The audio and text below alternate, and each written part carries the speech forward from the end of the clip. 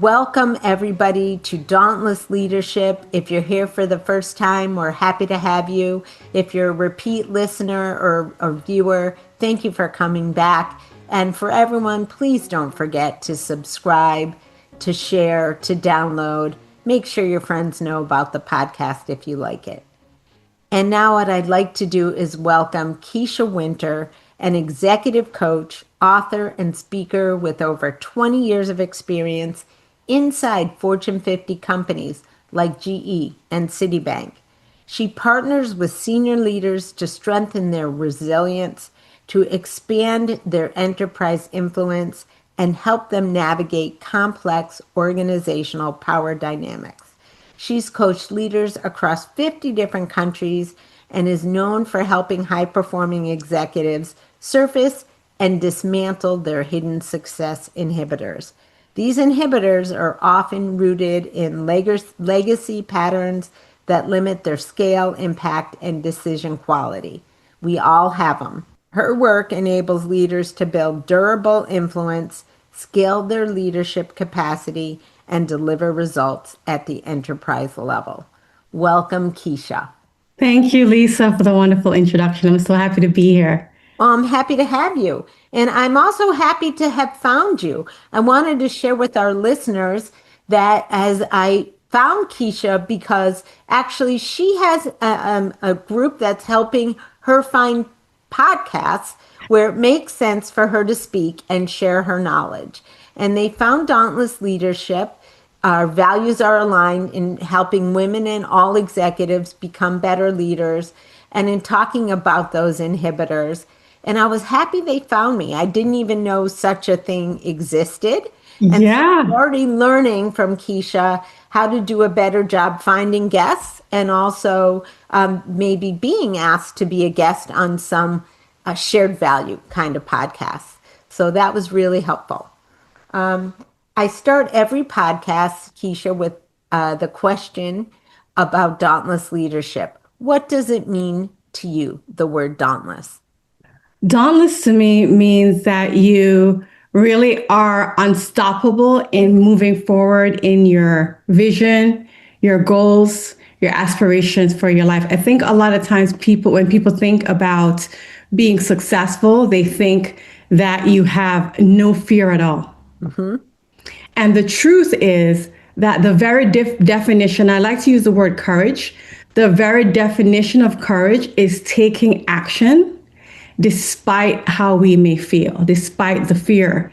Because what happens, I believe in a thing called neuroplasticity dependent experience. And so the transformation really happens by taking action over and over and over again. And as you take the action, then the fear dissipates and it diminishes. But a lot of times people think, oh, I'm just going to be dauntless because I'm going to pump myself up and be motivated. I think dauntless is about consistently facing the fear, taking the action until the fear no longer has the power over you. Thank you. That's a great definition. I kind of want to sing the Sia song, Unstoppable. Yes, unstoppable. Like if we had a motto, that could be the motto of Dauntless from Kisha's point of view. Yes. Kisha, you have had a really interesting career journey. You told me a little bit about it when we talked previously. Will you share it with the folks who are with us here today? Yes, I spent about 20 years or so working in, I said, Fortune 50 companies, such as Citibank. Majority of my career was spent working at General Electric in leadership development branches, so talent development, leadership development arm of the company. And I really spent a lot of time working with helping people at all levels of the organization, what I say, unleash their potential and really step up to whatever challenge that they had to face. And as someone that was early in my career, I didn't grow up with any corporate experience. My parents didn't work in corporate. It was such an eye-opener for me on what it took to succeed. And what I learned from working in corporate is kind of what I said in the whole dauntless. It is about actually taking consistent action in order to be successful and to transform yourself in corporate. And a lot of us don't know.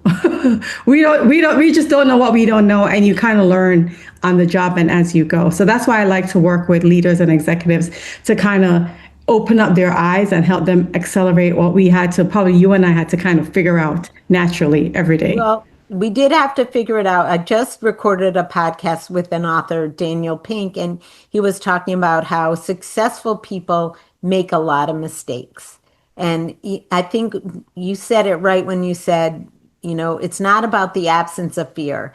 You are going to make mistakes, but you have to kind of keep going, learn from it, move on. Where did you start out? You said you came out of school and you started being involved in talent development. And did any mentors, early leaders or mentors inspire you, and how? I love that. Yeah, I worked in talent development. Actually, one of my first most memorable roles was in compensation and benefits. And I'll never forget the Can't get person. more important than that.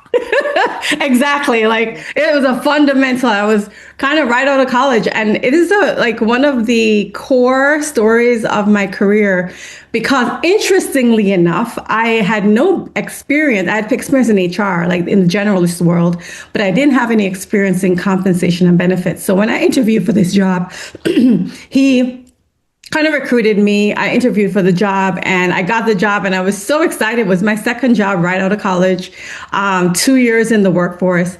And basically he made the offer and I was just like, oh, this is amazing. And then he said to me, so that's it? And I'm like, what do you mean? I love the offer. He said, no negotiation, nothing. You just get right. And then I said, oh, in my head, I was like, I didn't know that was an option. And he said, so we're going to do this again. If you were a male, and he said specifically white male, because he was a white male, you would have negotiated the offer. That's his perspective. I don't know if that's true, but that's what he told me. Well, So it probably is true. yeah, Yeah. I'm just going to take his word for it. Yeah. And he said, so what we're going to do, and this is why one of the many reasons, put aside, any bias, people like you don't have the pay, you don't negotiate. So, and this was like back 20 something years ago. I know the studies say women do negotiate a lot more, but I guess back then they weren't. And so he flipped the script and he said, okay, let's do this again. And I can't remember the exact numbers, but I remember it feeling like it was a lot. It was maybe like 10 or 20,000 more than the offer that he gave to me. And it was significant because at that time, early in my career, my salary was pretty low.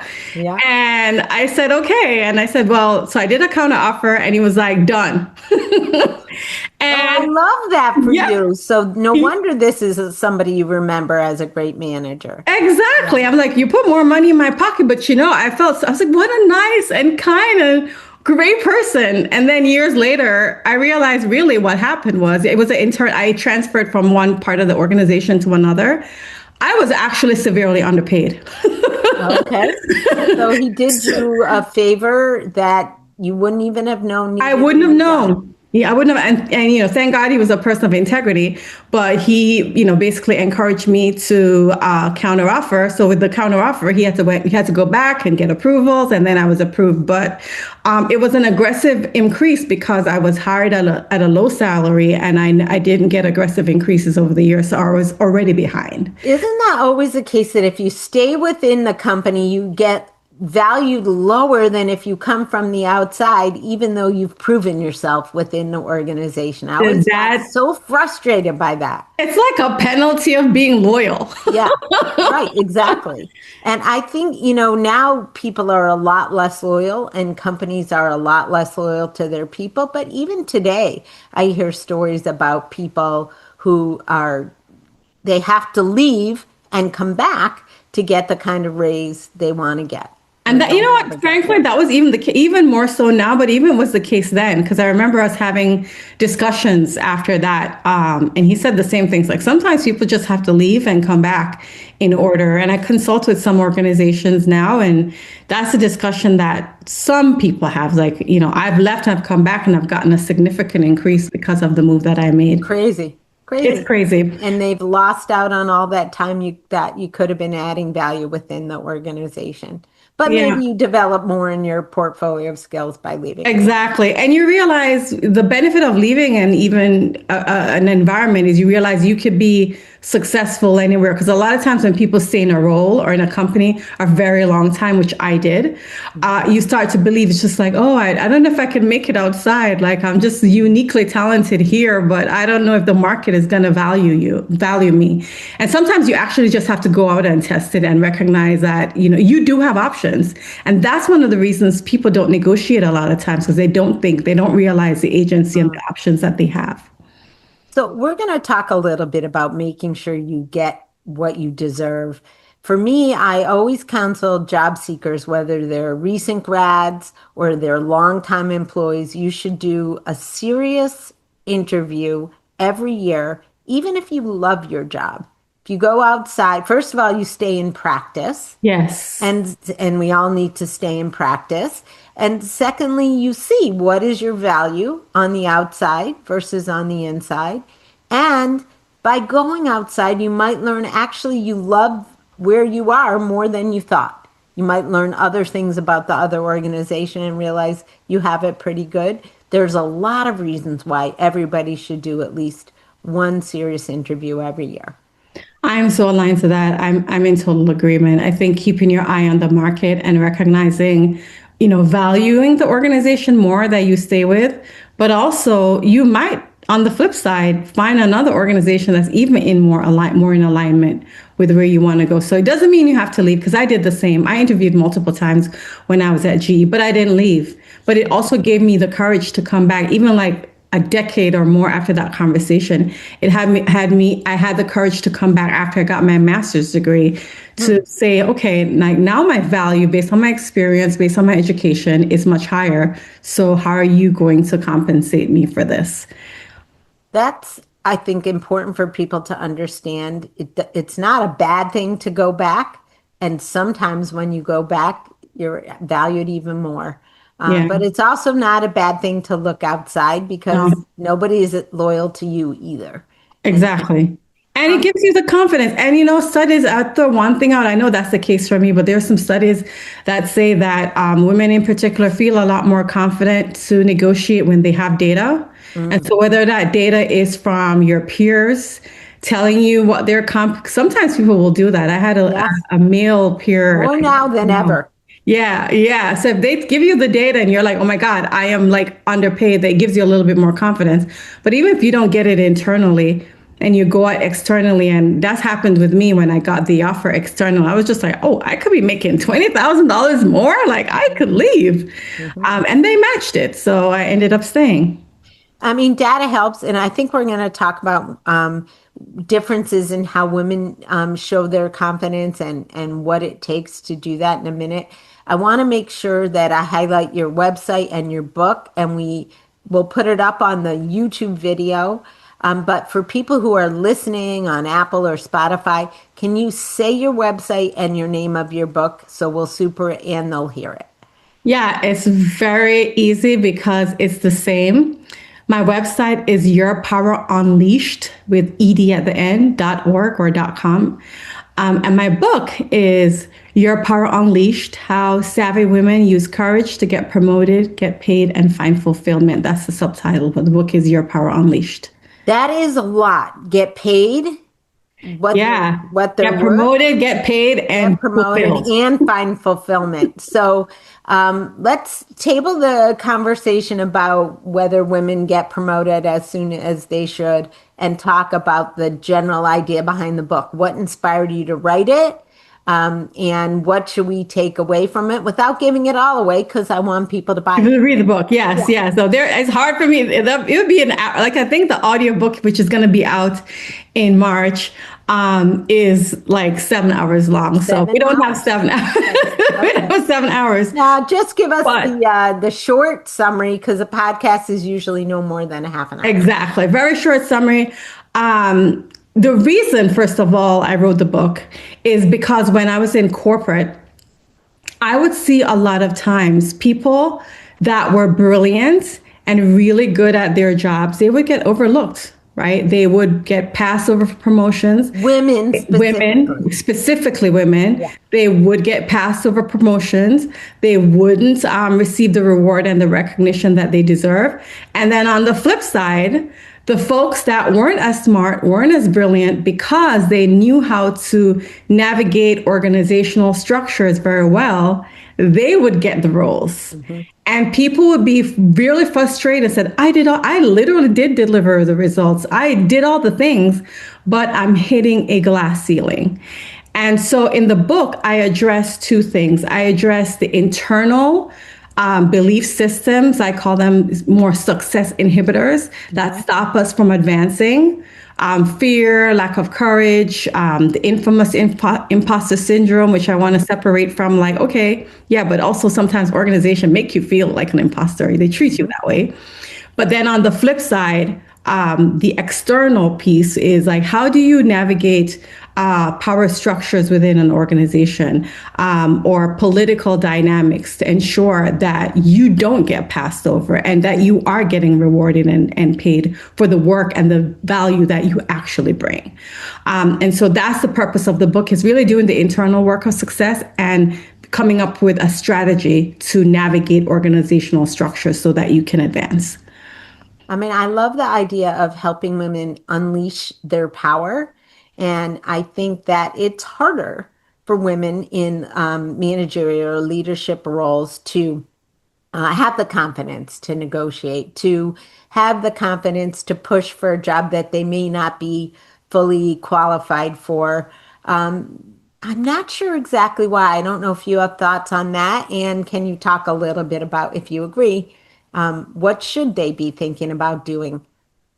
In terms of navigating their salary, Yeah, salary and promotion. Now you talk about the GPS, yes, and so yes. maybe talk a little bit about that. Yes. So one of the things, I think there are a few things I want to just be very clear about. I think one of the first things, I alluded to it in the beginning, and I say it at the beginning of my book as well, is that I do want to separate, right? There are structures within organizations, and there's a lot of studies that show that there's gender bias that get in the way. So I want to call that out because I'm not here to blame the victim, right?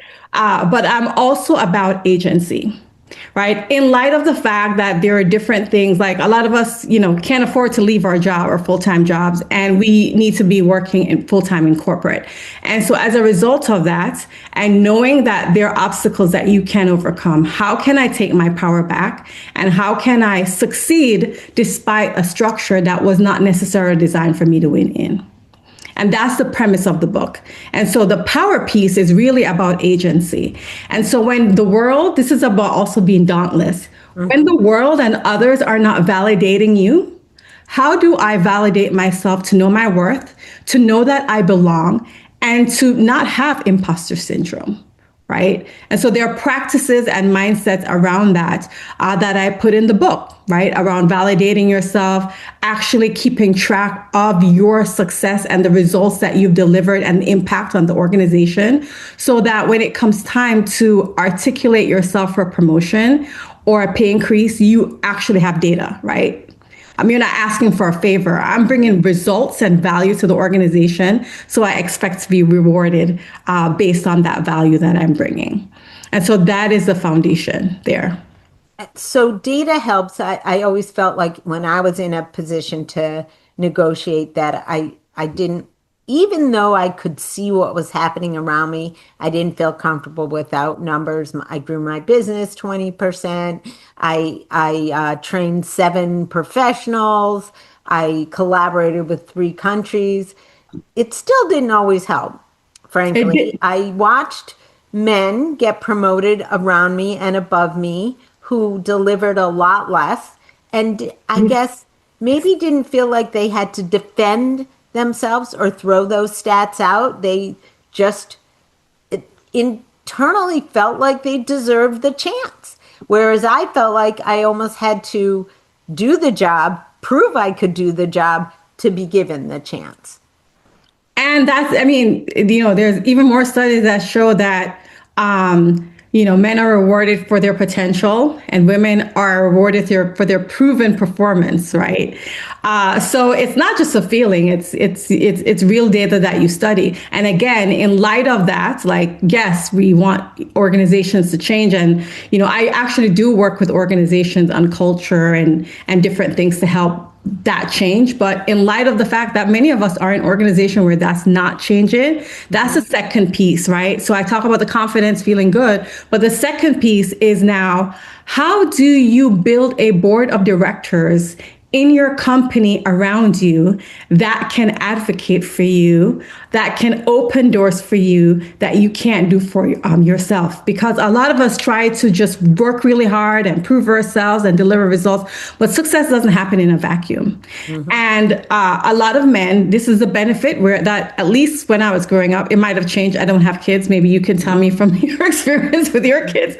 It might have, but like when I was growing up, men had a lot more opportunity. They were doing sports. It was all about the team. And they knew what it was to build a coalition of people around you that will advocate for you. Whereas we were more socialized to basically prove ourselves and do it on our own and be independent. And so some of that's changed. Some of that's changed, right? Yeah. You finish and then I'll give you my. All I was saying is that you can't get to the top alone. And so it's really finding out and figuring out who is the decision maker in the organization and ensuring that you have visibility to them so that you can advance and get promoted, and not just depend on brute force effort by yourself, which eventually leads to burnout. I think the idea of knowing how to build a coalition naturally still comes more comfortably to men than women, although women have come a long way, and moms and dads both share responsibilities in a way they didn't before. So your coalition might be fellow parents within an organization. That being said, it's not an easy thing to do. And as a professional, especially if you have a family, it often falls to lower priority. That network that's so important, that board of advisors, you maybe aren't giving it enough time to develop those relationships. I just read an article about the end of the happy hour in corporate America, and how that's harmful to young professionals who are looking to forge relationships with other people, cross-functional people at different levels, whom they might not interact with informally in the office, but they would if they went out for a drink, alcoholic or non, afterward. And because people are A, drinking less, and B, in the office less, there's less of that social time. And so how then do they forge these networks? And I think almost probably 90% of my podcasts, the women leaders say you need to build your own board of directors. So how do you do that? The question is, how do you do that? So you alluded to this, but before we even say let's build our board of directors, I talked about my career GPS, get promoted strategy. It's a 4-part framework, and it's called the DIVA method. The A, so it's DIVA. DIVA in a good way, guys. DIVA in a good way. It's a good way. You'll hear what it means. The A is the advisory board, which you're a board of directors, but that's basically the last step, right? The first part of it is you're delivering results that we just talked about. You're hitting your budget. You are doing all the things. You're going above and beyond, and your work is irrefutably good, right? So that's the kind of the baseline. That's the baseline. I tell people, I was like, I'm sorry, I'm a coach, and I will help you advance professionally, but I'm not a miracle worker if you are not actually doing your job. Which, luckily for me, I don't think I've ever had a client which wasn't a high performer, right? And most of us, we work hard, right? So, but that is the baseline. And then the next is that you're working on your image, which is the I, which is your brand. What are you known for in the organization? Understanding what your strengths are and how do you articulate that? The V is for visibility. Now this is about, now that you've delivered results, you've worked on your brand, Who am I ensuring that I'm getting visibility across the board to my manager, obviously, to my team, obviously, but to other cross-functional and enterprise-wide leaders, so that this is what happens to a lot of women professionally.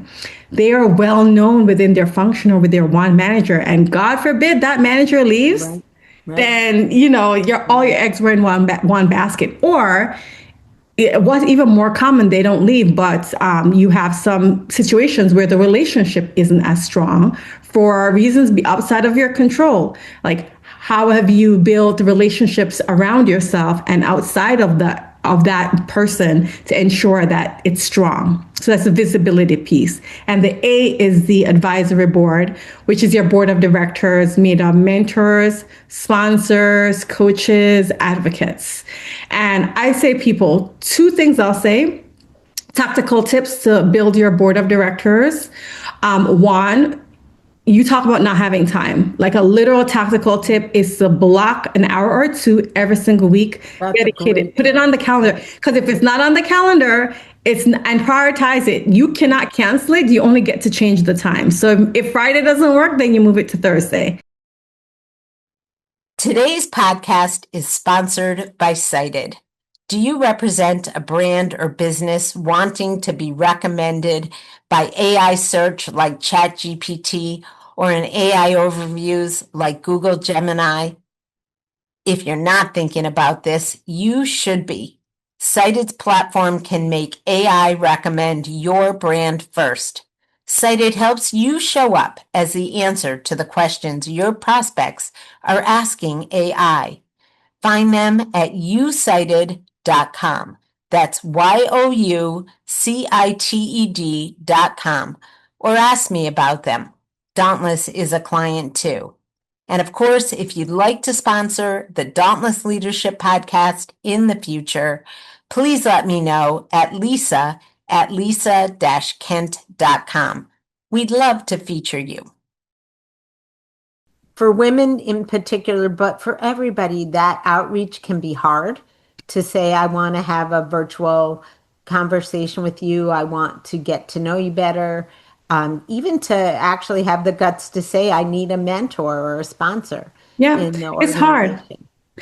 So I'll tell you one, that's why we have the visibility piece. Mhm. Because if you're working on, let's say, cross-functional projects, or you're in even a volunteer group that you're touching base with people in other, it becomes a natural reason to reach out. Hey, like, I met you at this event. It would be nice to grab a coffee chat with you for 15 minutes. Oh, I spoke to you at different things. And so it is going to require, this is why I say use courage to get promoted, paid, and find. It's going to require some courage, but so that it's not as awkward, this is why I always advocate that you get involved in different things within your organization, so that you have a more organic way to meet people outside of your function, and you have a real reason to actually touch base with them. That's great advice. Get involved in some other activities. Again, time is precious, but you're investing in You're yourself. investing it. Right. You're Or even investing those it. cross-functional teams, looking at your teams to figure out with whom you might want to set up a private call, because I do think the visibility part is also hard. I had a boss once, shout out to Fritz if you're listening, who told me, Lisa, you read voraciously. You're always coming up with information that I would never have had, but nobody knows it but me. Why don't you send out some articles to people? This is in the days when you actually stapled the article to a piece of paper and sent it in an inter-office envelope. And then eventually it became forwarding articles that I read online that I thought would be relevant. Let people know Let that you're people. knowledgeable and share it with them so they can be knowledgeable and they can become experts. And that's, I think, particularly hard. Women tend to be more humble, Yes. less comfortable blowing their own horn. Yes. And so if you can do it organically, as you suggested, I think that's a great suggestion. Again, all this advice for women and men, any And men, gender. because men struggle with it too, Yeah, right? yeah. Like, When you were saying about sending out the article and stapling it, it reminded me of, I had all these like, me also, I was a voracious reader and I love to write, thus the book. And so internally I decided I'm going to start a Slack, or we call it Yammer at the time. And I would do like Friday posts, like Kisha's Coaching Corner.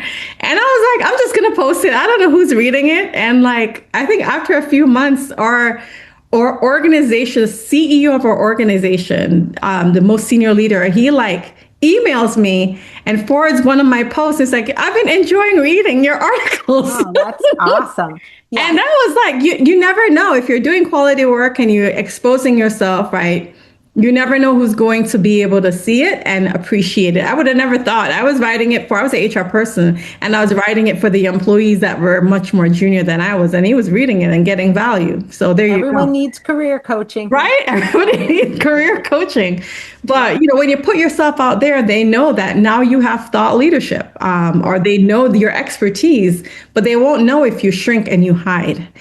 And I like to do an experiment, because I'm sure you can tell stories even as a business owner, right? I like Daniel Pink is like a famous, thought leader and author. Like, so how did you get him to like do a podcast? And I asked. You asked. Exactly. And so I would love for you to tell the story, maybe make it two ways, but that's what that's what I've learned, not just in my career, but also as an entrepreneur. We assume like when we ask, we're bothering people, and sometimes people have values of wanting to help and pay it forward. And you never know when you ask who's going to say yes. It'll be shocking to you. He was one of my favorite business authors back when I ran the Illuminations group. Always inspired me. So I thought for sure he wouldn't answer me, but he did. And he said yes. And I really enjoyed the conversation. And all of you may have heard it before you hear this podcast. I don't know. But he could have said no. And that's the other thing. Rejection is okay. You're not going to find your prince until you kiss a lot of frogs. So, you have to ask and plan to be rejected, and don't take it personally. That's another thing women do often. It's not a personal thing. Maybe he doesn't do podcasts. Maybe he doesn't do podcasts on women's leadership. Who knows? But he did. He said yes. When somebody tells me no, and I put on not the rejection and the shame, but I put on curiosity, and I'm asking, okay, what can I learn from this situation? Then it becomes a learning thing, and it feels less, and I actually can improve for the next time. But if you never do it, you never grow. It's true. I mean, I think, I'm not hiring a lot of people right now, but curiosity was always one of the number one attributes that I looked for. And, I think still today is really important in performing whatever role you're performing. And I am curious, because this is a topic that I've been talking about a lot with various people on the podcast and beyond. Artificial intelligence, friend or foe, and why? So you want me to answer that? Yes, ma'am. Okay. It's funny that you should ask me that. The word, I started reading the book, and I don't remember the name of the author. It's called Co-Intelligence. Co-Intelligence. I also read that. It's by a professor from Wharton, I think. Yes, it was from a professor. I'll find it. I'll super it here for people. Yeah, so I started reading it, and I love the premise, right? The idea is that, so the answer is it's friend most of the times, depending on how you use it. As someone who values innovative thinking and outside of the box thinking, I think it's really important for us not to lose that innovation and that creativity by just having AI do all the work and all the creating for us. And so how I use it, I like to brainstorm and think and come up with my own ideas. And I use AI to amplify that, or to make the results faster, or to enhance what I do. But it doesn't replace my thinking. When you coach executives, do you find that a lot of them are already leaning on Chat GPT or Claude or Gemini, or not yet? I hate to say this, but But I'm going to say it. It actually depends on a lot of times, and this is very broad. It's not always the case, but I do find the early adopters tend to be the younger leaders.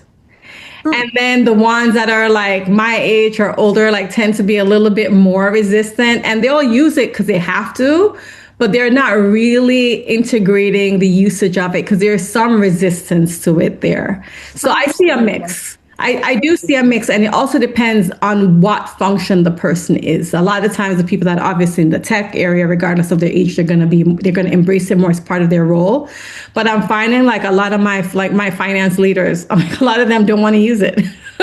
Well, they're missing out on making their lives easier. Just so I usually say it's mostly friend. It could be a foe if we don't watch out, but Yeah, everybody should try it yeah, because it can make your life so much easier. But check sources, recheck if you're using anything, and make sure that you're being ethical yeah. about the way that you use it. Um, Shifting gears a little bit and thinking about what you're doing in your coaching and speaking practice, what kind of speaking engagements do you do? What do you love? What do you want to do more of? Yeah, no, I love it. I speak in organizations with their leadership development, specifically for the most part for women. Mhm. And one of the most popular topics that's being requested now is unleashing your potential by turning your inner critic to your inner coach.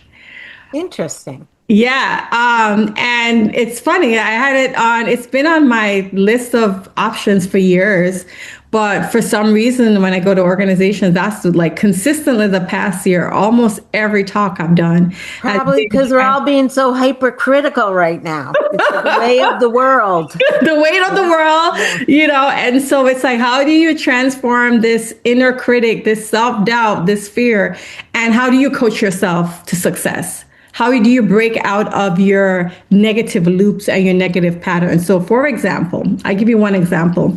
Great, I because I was had just going to ask you for one. yeah, that's perfect.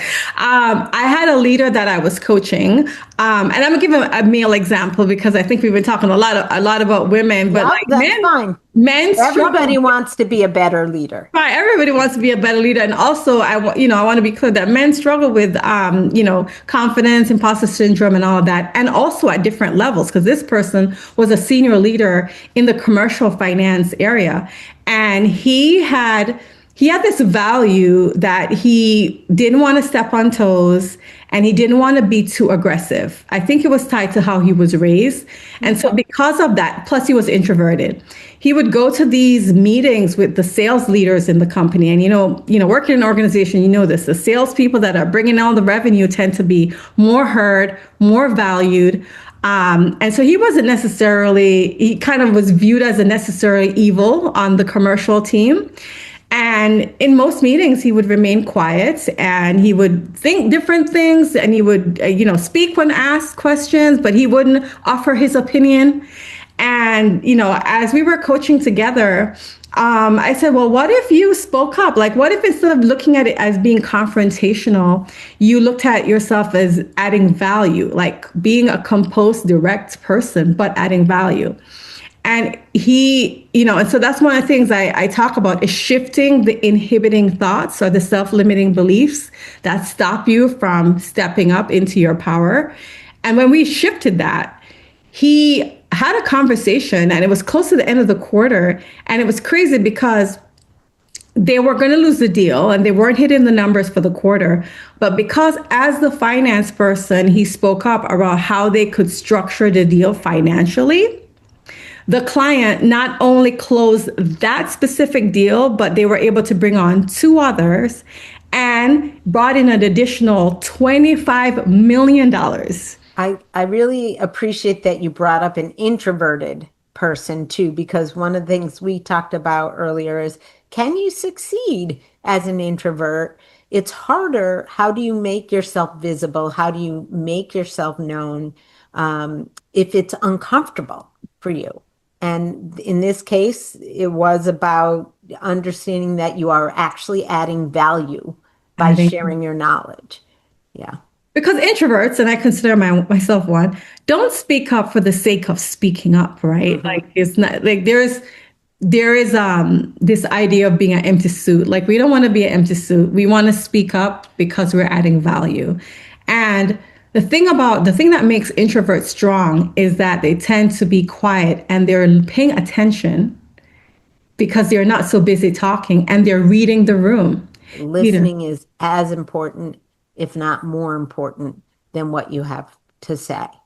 Um, And I'll but throw this one thing just to kind of highlight the point on that in general. It is about leaders who are most successful are able to flex their style or what I say, expand their leadership range, mm, whether or not it's introversion or extroversion or something else. Because there are pluses and minuses or pros and cons with every style. There's pros and cons with introversion and vice versa. And so I think the most successful leaders, they know how to be agile and adapt themselves to different situation and to be able to influence or to drive results based on the situation at hand. um, I was thinking about your book and imposter syndrome, and um, back when I was running a company called netgrocer.com, it was the first nationwide online grocer. That company lost its CEO, and while they didn't really want me to take the role on, they didn't have a lot of other choices. And so they gave me the role as an interim CEO, and it was the day before the company holiday party.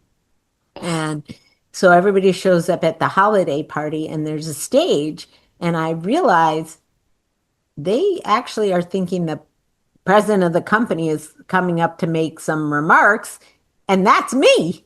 I ran into the ladies' room and I was like, "Holy, you know what? I am not prepared for this. I am feeling very much like an imposter. 2 days before I was an SVP and now I'm in charge, and they really needed leadership and some motivation at that point. The company was running out of money. I picked up my phone and I called my dad. Thank God I was the only one in the bathroom. I said, Dad, I cannot believe that I'm actually in charge of this company. I have to make a speech.